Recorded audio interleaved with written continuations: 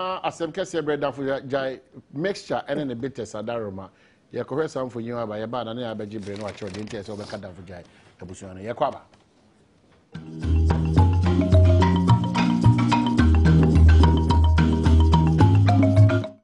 Today we had a meeting with the Minister for Employment and then Labor Relations, the Minister of Education, both the incumbent minister and then the deputy minister in charge of tertiary, the National Council on Tertiary Education, and then the fair wages and salaries chief executive. And we think that the meeting was very fruitful, frank, and then there is a progress, and we hope that there will be light in the tunnel.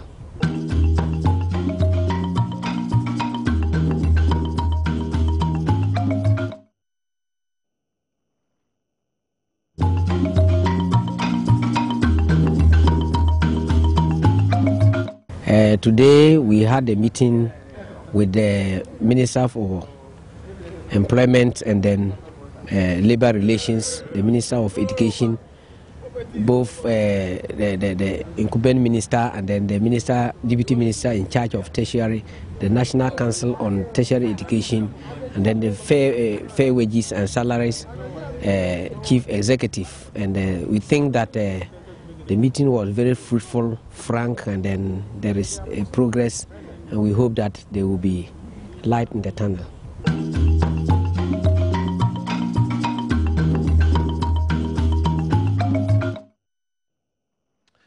All right, Mama Adwa can me there was a P in some waka, but minka say Okasa sa Mama Adwa Okasa nipa bia wo the scene to ne mreyo Okasa say me minka Mama Adwa Okasa no say Mama Adwa Okasa say me minka nipa bia wo the scene to ne mreyo oh now to one say oh yes progress yeah send there's progress yeah send this Mama Adwa progress Dafuja betese.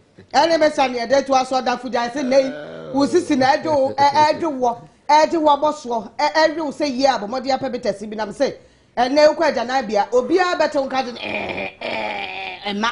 Na de se ya de a wonya betese bi betimi abo ye papa fe tipa ye ena ha wo pass ana so oba obu se obi ato nka.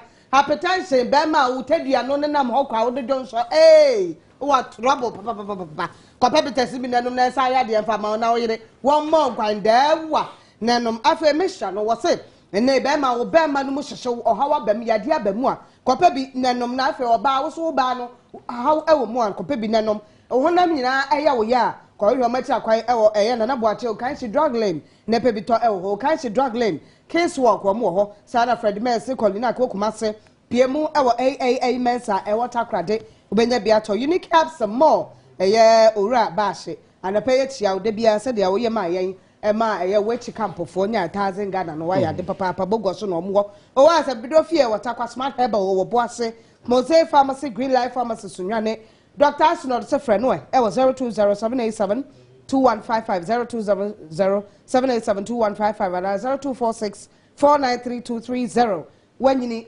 oya koda na onya ni fie du mienu antumi num bisada ena ma omonyemo amusumnum bia eni well yankwa homano so edika catch us put against some na yentimi nya mu da it was additional nsem de ene ne oman no nyina so ne baabi ebetimi yakọ na James Dugra penyin power putak yele ne kotwetwe nkomo no ada ono koshia aye sector minister nkomodie no de ne ko ekosi ye esusu so no akoze era James Dugra no pay ye da wasene ne mo akwaba eba bedwem dwumadi aye di so ye de se bibia bokọ Yo, bibia boko eso ye dawase pa se mo so mode mo re ahye atemimu. Ye dawase pa mo abo adwuma papa. All right. The edikan no no krebe na wom se no adakrata e beto abonten se aban e de krata ba se wa freezy August salary no ye ko ye nimbu so me ye ho nyina se mkoso tietia obesa adne sa ato so no krebe na wosa ade me no kre. Well, we say ansa na sebi o de won sa beto obi na ketua so no. O adwuma wura na se o ma ne krata na ebesi na no ye nya krata bia eti potak for the mudim se bibia ni ho etisa oh se ye nya krata na ye si betu ho anamo ye nya krata Well, Mami Musa, atuate amati wo emrem no monya eye echitai. Echitai. Mo mu onyina so. Oh, say the mbra na edi ejuma. Nti ye gina ho pintin. I see. And no da mo ne minister ko share enkomodie na ho asem ko si sen. Oh, ase ye nya rehim kakra nti enne na sebi ye be to adwin na ya bo asem no ponti. Ne baby e be duru no de sebi mintimi emfantu dwa na mum no rehim wom. Edie pote pa na ma utimi gina so ka se baby a maboduru dia arehimum die na mo kaaye na die na minister sususu ye sebi o ko pe du enu na haban nti say de am pass aba aja to so betua bubu can research allowance na you pia me well say enne ye bo asem no pa ye betu dwa me so asem ye ba ye ya ne ye ka ndi mo ko na ati asem da fa se ye so ye ti bi don't say no this year Syria would you say na madika bomb abaso no say mo ya de pa eti aye da me hu e na we bi e Syria o se ko tie duru mani nua na enti ahan na ba ho what my encranche eti yeso ye betwa to ko bi no pa Syria dey share here there chese bibia da din yeso da si was so e ko ye too much asem dem na polytechnic say abaya yade aban papa abaya yade setu ne Jane na poku wa yade wa bon homode so otumi atemom ache batenketi wa ache do so na wo ka say say odi wa panta na panta nhia ene ye duma say odi wa panta na fabra ne se ya ene ye duma e say dede no de ene de emwa say dede wa tumi ka de ope tumi ka de ope fem na kwajo 0302211701 up to 4 that for Joseph Nanga was say ye badwuma papa keep the fire burning what the free kentampo ena what the ene de baye to me say wa share shirt papa abrante kama pa was say good morning please extend my greetings to Osu Wolomo Numo Blafo Numo Blafo PRO AME we rebelle mfo okay and the entire people of Osu as they celebrate their homework ye ne dia wo dia ba fufuro dia wa ha de Victor ne dia wo dia ba say ye ho tesen na me Adom ye ho ye papa all right Godwin Akogan Ope Secretary Deputy Greater Accra NDC Adopechia we wish you all the best ye je this saying couldn't be omontoma sa so na abrante bi ye cheche ni o say friend Ato Plans o say bonsu o Ato Plans Ato Plans Ato Adrian Ato Adrian o say bonsu Open Deputy Constituent Secretary on price so and so omontoma so ye je this delegates be hu Reverend Jambo ama Minia. Hallelujah. Now, Adom be fair. Adom. Kwabra, we have to be a bima or doing the dear son of the man. Also, may call for second vice and Nippon be ya in your medicine for the campaign, be my pa, and my campaign mouth. I can't mean the other less, yes, no so about you for another of my point. To me, 2 p.m. be any fair you. Or ya bonny, I bet you biggie also say. Obuasi was also call for secretary, also Montman, Anna Solomon, and Kasupa, second assistant secretary. All right. Can say Patu, as for friends, Patu land is Michana, and you open your man. And the piano so yet Yanapa. Adia me pese, you for no a yemayan, Messna for the yema me pa, Macoma betom yem pass, a diapat. Omo chedia party ko ma me na dia wo ye no wo dim na nation sem so ye do mo chi no kwabra ye na mu grase etita post efufu nia ebobo banet ne ma me ne hu ne da bia da o it want me transfer wo no say party man e di performance case bi chema eta ye wo from grassroots no ye se be pa yan wa o jam wa bran kra wa na uguru wa beche no why Ose. Mesi be face no branca ne be face no do e kwatase odo we beche no.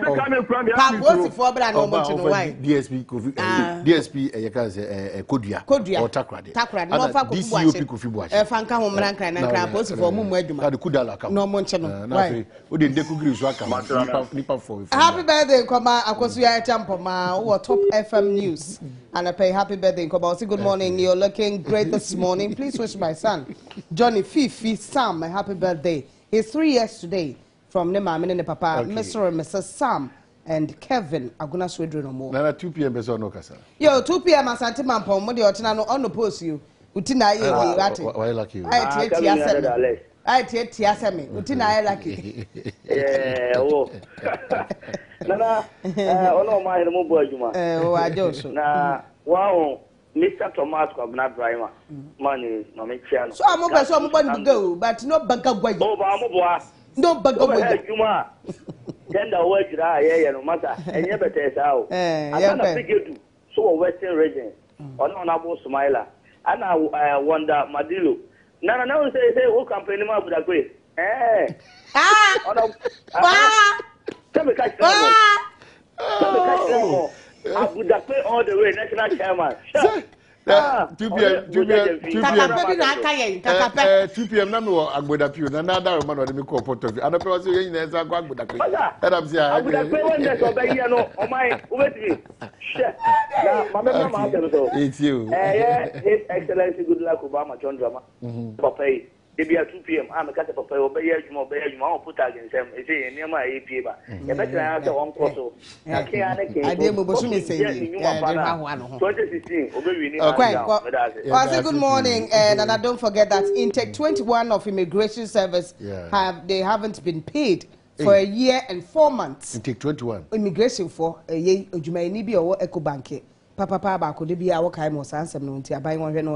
Happy birthday to my dear Uncle Kwabena from Paul Manson Agogo. Asante Achem or say may he live, God bless him, if free a year opoku amwa ya wo konongo odumase. Nana Brantie, Mache. Mejo so o my hene. Nana Bajo Michiu. Yo, Marin Chami Ankasa me boss.